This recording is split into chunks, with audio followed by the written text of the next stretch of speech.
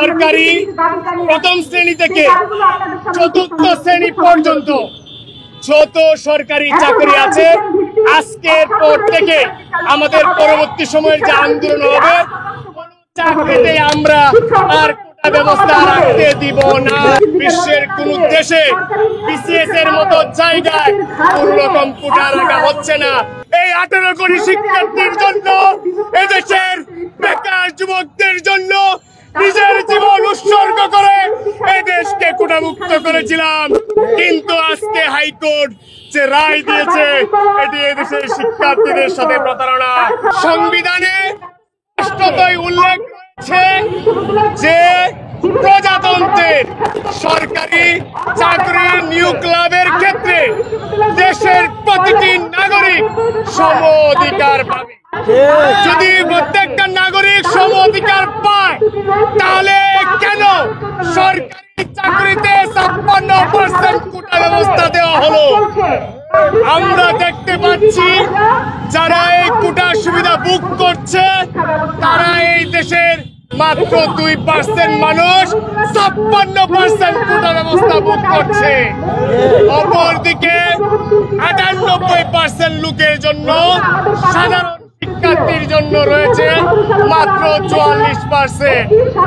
আজকে আমরা বলতে চাই, আপনারা দেখেছেন 2018 সালে এই কোটা সংস্কার আন্দোলন করতে গিয়ে আমরা রাজপথ দিয়েছি।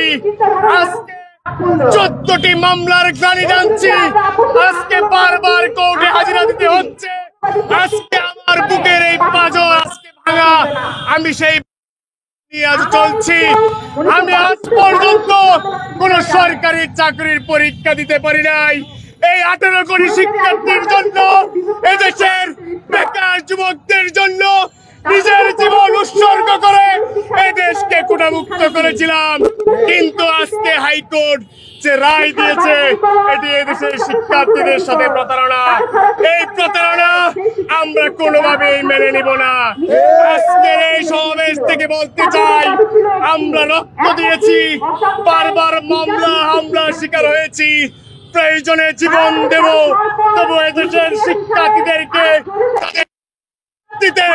বিসিএস এর মতো জায়গায় তারা তাদের যোগ্যতায় চাকরি পাবে, সেখানে তারা হস্তক্ষেপ করবে, তাদের দেব। একজন শিক্ষার্থীদেরকে তাদের মেধার ভিত্তিতে তাদের ন্যায্য অধিকার থেকে বঞ্চিত করা যাবে। দেশের জনগণ, তারা এদেশের নাগরিক। আপনারা দেখতে পাচ্ছেন যে এখন প্রতিটি বিসিএস এ প্রায় 4 থেকে 5 লক্ষ শিক্ষার্থী আবেদন করে।